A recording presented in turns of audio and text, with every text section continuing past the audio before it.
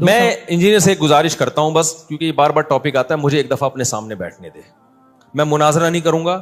میں جیسے آپ نے ہر ایک کو سوال کرنے کی اجازت دی ہے، میں بھی آپ سے ایک طالب علم بن کے آؤں گا، اسٹوڈنٹ کی حیثیت سے، بہت ادب سے، بہت تمیز سے، کوئی جھگڑا نہیں، کوئی پھڈا نہیں، ایسے بیٹھوں گا آپ کی خدمت میں، آپ کے چرنوں میں، آپ کے پاؤں میں، آپ سے سوال پوچھوں گا. آپ نے یہ جو حدیث پڑھی تھی اس دن، اس کا جو ترجمہ کیا تھا، یہ کون سی کتاب میں لکھا ہوا ہے یہ والا ترجمہ؟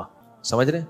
آپ نے جو یہ کہا تھا کہ کسی نے بھی اس حدیث کو صحیح قرار نہیں دیا، تو یہ آپ کو خواب آیا تھا، یہ کسی بزرگ نے کوئی الہام ہوا تھا، فلاں فلاں نے اس کو صحیح قرار دیا ہے، آپ نے کیسے پھینک دی؟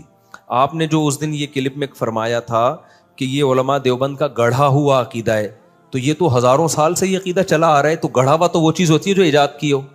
تو یہ آپ نے کیسے بہت لمبی، یعنی بہت تمیز سے نا، پھینکنا کا لفظ نہیں استعمال کروں گا، کہ اتنے سوالات ہیں نا، بے ہوش نہ ہو جائے نا، میرا نام بدل دینا، بھاگ جائے گا. وہ پتہ ہے کیا کہتا ہے؟ کلپ بازی کرو. تو کلپ بازی میں پھر یہ ہوتا ہے کہ وہ ایک لمبی بحث چلتی ہے نہ ختم ہونے والی، اس کے بہت سارے، ابھی دیکھو نا کلپ بازی ہوئی ہے نا عدالتی خلا پہ، میں نے اتنا مدلل ریکارڈ کروایا، مان لیا اس نے، ایسا پی گیا، ایسا گھما دیا، اس کے اسٹوڈنٹ بھی کہنے ہاں اس نے تو یہ دعویٰ ہی نہیں کیا. تو اس میں خیانت آسان ہوتی ہے، جب فیس ٹو فیس بیٹھ کے بات ہوتی ہے نا تو پھر بھاگنا بہت مشکل ہوتا ہے. اب یہ عبداللہ بن عباس والی حدیث جو ہے، جابر بن زید کہتے ہیں کہ عبداللہ بن عباس وہ کہتے ہیں میرا خیال یہی ہے کہ ظہر کو مقدم کیا تھا، عصر کو، ظہر کو مؤخر کیا تھا، عصر کو مقدم. فوراً انجینئر نے کیا کہہ دیا، کوئی حنفی نے یہ بول دیا ہے. تو میں جب سامنے بیٹھا ہوتا میں کہتا ہے kindly excuse me sir please. ہم اسکول میں تھے نا، ایکسکیوز می ایسے اپنی مس کو جب ہم نے کو پوچھنا ہوتا تھا نا، میس ایسے ہم وہ دیکھا 50-50 میس. میں کہتا سر پلیز. پھر میں کہتا سر یہ حنفی کا الزام غلط ہے اس کے اوپر، یہ عبداللہ بن عباس کا شاگرد ہے یہ. اور نسائی میں تو خود عبداللہ بن عباس سے منقول ہے یہ، لیکن چلو اس میں اضطراب ہے، اس میں بعض لوگ کہتے ہیں عبداللہ بن عباس کی طرف اس قول کی نسبت درست نہیں ہے. تو ایسے ایسے بلنڈر ہیں، لیکن آپ نے یعنی بالنگ بھی خود ہی، بیٹنگ بھی خود ہی، اور امپائر بھی خود ہی. ایسے میچ میں جیتنا، وہ شعر یاد کر لو بس، ہم کو دیکھ کے شرماؤ تو شرمانے کی داد بھی دیں. شاعر اپنی محبوبہ سے کہہ رہے تم ہر وقت شرماتی رہتی ہو نا، یہ کوئی شرمانا کوئی یہ اٹریکشن کا ذریعہ نہیں ہے. ہم کو دیکھ کے شرماؤ تو شرمانے کی داد بھی دیں، آئینے میں دیکھ کے خود کو شرمانے سے کیا ہوگا. یعنی تم آئینے میں کھڑے ہو کر اپنے آپ کو دیکھ کے ہی شرماتی رہتی ہو، وہاں تعریف کرنے والا کوئی بھی نہیں ہے. تو اپنے ہی منہ میاں مٹھو بننا بہت آسان ہوتا ہے. کبھی خوشبو لگا کے آپ انڈا موڑ آؤ، ہمارے سامنے بیٹھ جاؤ یا ہمیں اپنے سامنے بیٹھنے دو، پھر ہم دیکھیں گے ان تلوں میں تیل کتنا ہے، کتنا علمی کتابی ہے. دیکھیں اسلام میں 5 نمازوں کا مطلب ہی 5 وقتوں پر ہے. ایک وقت میں 2 نمازیں ایک ہی کہلاتی ہیں وہ، کیونکہ کوئی ٹینشن تو ہوئی نہیں نا پھر اس میں.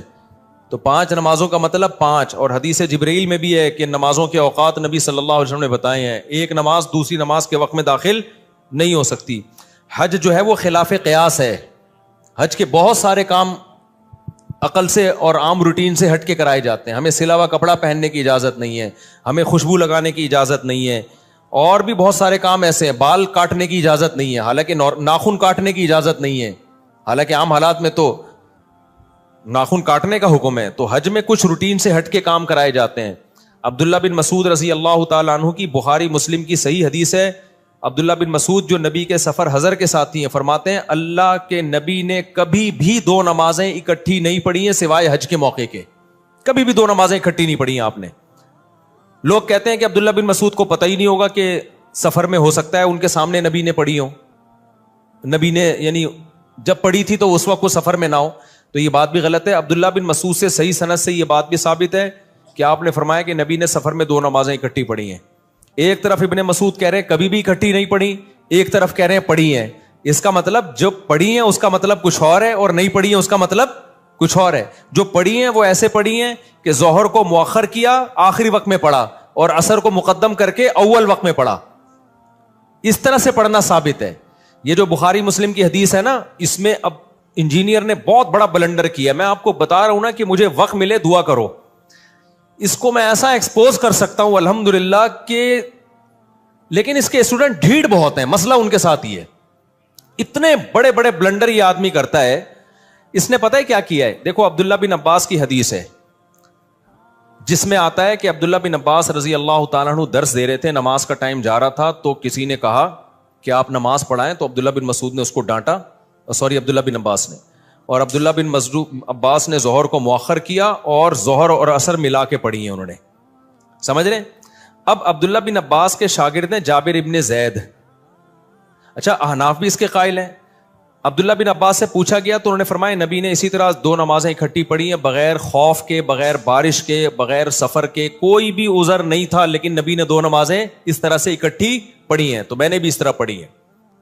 اب عبداللہ بن عباس کے شاگرد ہیں جابر ابن زید, ان سے کسی نے پوچھا کہ شاید اس طرح سے پڑھی ہوں کہ ظہر کو مؤخر کیا ہو اور عصر کو مقدم, یعنی دونوں نمازیں پڑھی اپنے ٹائم پر ہیں, لیکن چونکہ درس چل رہا تھا, ضرورت تھی, کبھی کبھار ایسا بھی کرنے میں کوئی حرج نہیں ہے, تو اس لیے عبداللہ بن عباس نے ظہر کو آخری وقت میں اور عصر کو اول وقت میں. تو جابر ابن زید کہتے ہیں کہ میرا بھی یہی خیال ہے. اب اس سے احناف کے موقف کی تائید ہو رہی ہے کہ کبھی اگر کوئی عذر ہو تو اول وقت میں پڑھنے کے بجائے آپ ظہر کو آخر وقت میں لے جاؤ اور عصر کو اول وقت میں لے جاؤ. تو یہ احناف کا بھی یہی موقف ہے, اس طرح سے آپ جمع کر سکتے ہیں. انجینئر نے اتنی بڑی خیانت کی ہے, اس نے کہا کہ وہاں کوئی حنفی بیٹھا ہوا تھا اور اس نے یہ تعویل کر دی کہ ظہر کو مؤخر کیا, عصر کو مقدم کیا. اور بھائی وہ جابر بن زید وہ عبداللہ بن مسعود کا شاگرد ہے, راوی ہے, وہ بتا رہا ہے. تو میں انجینئر کے اندھے مقلدوں سے پوچھتا ہوں, عبداللہ بن عباس کی ایک حدیث کا مطلب وہ ہے جو ان کے شاگرد بتا رہے ہیں, اور ایک مطلب وہ ہے جو جہلم میں 15ویں صدی کا بندہ بیٹھ کے بتا رہا ہے. تو تمہاری عقل پہ تالے پڑ گئے ہیں, تم ایسے اندھے ہو گئے ہو کہ ان کا شاگرد جو عبداللہ بن عباس کو دیکھ رہا ہے یا دیکھ نہیں رہا, ان سے ابھی مجھے پورے الفاظ یاد نہیں ہے کہ وہ ڈائریکٹ ان سے روایت کر رہا ہے یا ان کا شاگرد ہے, لیکن وہ اس پہ حنفی شافی کی کوئی چھاپ نہیں لگی ہوئی. وہ بیان کر رہا ہے کہ ایسا ہی ہوا ہوگا کہ ظہر کو مؤخر کیا اور عصر کو مقدم کیا ہے. اس کو یہ کہہ کے اس نے ٹال دیا کہ کوئی حنفی بیٹھا ہوا تھا, اس نے یہ تعویل کر لی, اور یہ سارے اندھے بیٹھے ہوئے ہیں اور کہہ رہے ہیں ہاں کوئی حنفی بیٹھا ہوا تھا, اس نے. عبداللہ بن عباس کا شاگرد جو مطلب بتا رہا ہے وہ مطلب اندھی تقلید ہے, اور انجینئر جو مطلب اپنی طرف سے تھوپ رہا ہے کہ ظہر کو قضا کر کے انہوں نے عصر میں پڑھی ہے. اگر اس حدیث کا یہ مطلب بیان کیا جائے نا, بغیر عذر بغیر وجہ کے ظہر کو عصر کے وقت پہ پڑھا ہے, تو پھر یہ عصر کی نماز کی جو حفاظت کا قرآن نے حکم دیا, حافظوا علی الصلوات والصلاۃ الوسطی, خصوصاً درمیانی نماز کی حفاظت کرو, اس کا مطلب کیا ہے پھر؟ اور وہ جو حدیث جبریل میں آتا ہے ظہر کا وقت یہاں سے یہاں تک, عصر کا وقت یہاں, یہ اس کا مطلب کیا ہے؟ جب بغیر کسی وجہ کے بھی یہ جائز ہے, تو نمازوں کی حفاظت کے بارے میں جو قرآن کی اتنی آیتیں ہیں کہ والذین هم علی صلواتہم یحافظون, ایمان والے اپنی نمازوں کی حفاظت کرتے ہیں. عبداللہ بن مسعود کہتے ہیں اس کا مطلب ہے ہر نماز اپنے ٹائم پہ پڑھتے ہیں. تو عبداللہ بن عباس اتنی بڑی غلطی کریں گے؟ اور یہی تعویل بڑے بڑے علماء نے کی ہے. اہل حدیث علامہ شوکانی اہل حدیث عالم ہیں, انہوں نے یہی مطلب بیان کیا کہ ظہر کو مقدم کیا تھا اور عصر کو, ظہر کو مؤخر کیا اور عصر کو مقدم کیا, نمازیں اپنے ٹائم پہ ہی پڑھی ہیں. لیکن اس کو احناف سے, علماء دیوبند سے, بر صغیر کے مولویوں سے اتنی چڑ ہے, بس کچھ بھی اٹھا کے اڑ سنڈ مارتا رہے گا. حدیث کے راوی بیان کر رہے ہیں کہ بھائی وہ اس طرح کیا ہوگا, تو وہ پی گیا, جابر بن زید کو پی گیا اور بولا کہ کسی حنفی نے یہ تعویل کی ہے بڑی, یعنی حنفی بھی نہیں, اب کہنا تو اس کو یہ دل چاہ رہا تھا کہ انڈا موڑ کے کسی مولوی نے یہ تعویل کی ہے. تو لیکن سامنے بیٹھے ہوئے کہہ رہے یار بات جب بھی کرتا ہے ریفرنس سے کرتا ہے, بات جب بھی کرتا ہے, ابے ریفرنس اتنا بڑے دھاندلیاں ترجمے میں مار رہا ہے, تو بتاتا کیوں نہیں ہے کہ جابر بن زید یہ بتا رہے ہیں کہ ظہر کو مؤخر کیا اور عصر کو مقدم کیا. عبداللہ بن عباس کے شاگرد یہ بتا رہے ہیں کہ قضا نہیں کی ہے انہوں نے نماز.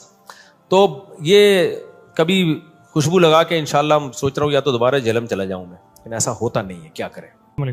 وعلیکم سب 2 سوال ہے. ایک تو یہ کہ صف میں نماز پڑھنے اس طرح اگر آگے والی صف نہیں بھری ہوئی ہو, دائیں بائیں جگہ رہ گئی ہو, 1 یا 2 بندوں کی صحیح, خاص طور پہ ان مساجد میں جہاں پہ صفیں بہت لمبی ہوتی ہیں جی, اور اس میں نئی صف میں کھڑے ہو جانے سے کیا نماز بالکل نہیں ہوتی ہے, یا یہ کہ نماز ہو جاتی ہے؟ مسجد میں جہاں بھی کھڑے ہو کر اقتدا کرو گے نماز ہو جائے گی, لیکن صف میں خلا کا گناہ ملے گا. امام یہاں کھڑا ہوا ہے, آپ ادھر کونے میں بھی اقتدا کر لو گے نا, نماز ہو جائے گی, لیکن گناہ ہوگا آپ کو. السلام علیکم. وعلیکم السلام. مفتی صاحب میرا سوال یہ تھا کہ اپنی زندگی میں جو نماز قضا کی ہے جی, اس بارے میں کیا وعید ہے, اور آئندہ جو ان نمازوں کو کس طرح ادا کرے؟ دیکھو زندگی میں ہی نمازیں قضا ہوتی ہیں, موت کے بعد تھوڑی قضا ہوتی ہیں.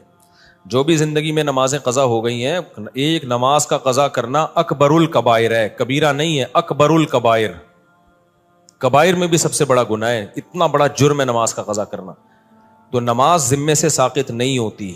ہاں کوئی کافر مسلمان ہوا ہے تو اس پہ تو نماز پہلے لازم ہی نہیں تھی نا, لہذا وہ اس دن سے شروع کرے گا. مسلمان جو تھا اس پہ تو جب سے بالغ ہوا ہے نمازیں اس کے ذمہ لازم ہے, تو وہ لوٹانا اس پر لازم ہے. لوگ کہتے ہیں قضائے عمری کی دلیل کیا ہے, ان سے پوچھا جائے نہ ہونے کی کیا دلیل ہے. حدیث میں آتا ہے دین اللہ احق ان یقضی, اللہ کا قرض اس بات کے زیادہ لائق ہے کہ اس کو ادا کیا جائے, تو اس میں توبہ بھی کرے اور قضا بھی پڑھ لے. السلام علیکم. وعلیکم مفتی صاحب, السلام. میرا ای کامرس کا بزنس ہے, تو پاکستان سے پروڈکٹ باہر بھیجتے ہیں, یو ایس, یو کے, کینیڈا نا. تو اب پاکستان میں پیمنٹ اویلیبل نہیں ہے, پیمنٹ پلیٹ فارم لائک پے پال, اسٹرائپ اویلیبل نہیں ہے. تو باہر ہمارا فرینڈ وغیرہ ہے جس کے ڈیٹیل کے اوپر اکاؤنٹ بنایا ہوا ہے, جس کی ڈیٹیل پہ اکاؤنٹ بنایا ہوا ہے, تو اس سے بنانے سے پہلے پرسنٹیج ڈسکس کی کہ 15% ہم آپ کو پے کریں گے جو بھی ارننگ ہوگی اس کے اندر. تو اب جو بھی ارننگ آتی ہے تو اس کو 15% پے کرتے ہیں, تو یہ سود میں کے زمرے میں تو نہیں ہے؟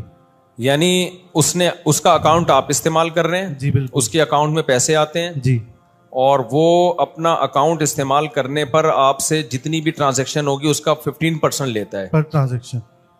یہ آپ نے اس کو قرض دیا ہے اور آپ اس کو قرض دینے کا ہی, سود تو نہیں ہے یہ, سود نہیں ہے کیونکہ سود تو کہتے ہیں قرض دے کے نفع حاصل کرنا. ٹھیک. تو آپ نے تو اس کو اس کے اکاؤنٹ میں گویا اگر اس کو ہم قرض بھی سمجھتے ہیں نا, قرض دے کے الٹا اسی کو 15% دے رہے ہو آپ, تو یہ سود میں نہیں آتا. باقی یہ کہ یہ شرعاً جائز ہے یا نہیں ہے, تو دیکھیں اکاؤنٹ استعمال کرنے کا متعین پیمنٹ ہونی چاہیے. یہ جو پرسنٹیج کے حساب سے کر دیا نا, پرسنٹیج کے حساب سے جب پروفٹ ہوتا ہے جب ایک کی محنت ہو اور ایک کی انویسٹمنٹ ہو, تو یہ تو مزاربت بھی نہیں ہے اور مشارکت بھی نہیں ہے, یعنی دونوں کی پیمنٹ بھی نہیں ہے کہ اس میں ہم شرکت, کوئی کاروبار ہو رہا ہو پیمنٹ ملا کے, نہ مزاربت ہے. تو محض اکاؤنٹ استعمال کرنے کا ایک متعین کرایہ آپ اس کو دے سکتے ہیں. تو اس کو اس طرح سے کہہ کریں کہ بھائی میں آپ کا اکاؤنٹ استعمال کروں گا, اس کا اسپیسیفک میں اتنا رینٹ دیا کروں گا آپ کو. اور سب دوسرا سوال یہ ہے کہ جس طرح سے بات کی جاتی ہے کہ ریاست کے ساتھ جو ہے نا وہ ایک تعمیری رویہ ہونا چاہیے, مطلب بغاوت کا یا جھگڑے کا, فساد کا نہیں ہونا چاہیے. جی البتہ احتجاج کرنے کا حق ہے. تو کل یا پرسوں کی بات ہے, یہ فلسطین کے سلسلے میں اسلام آباد میں ریلی وغیرہ ہو رہی تھی, سینیٹر مشتاق احمد خان وغیرہ ان کی ٹیم تھی پوری.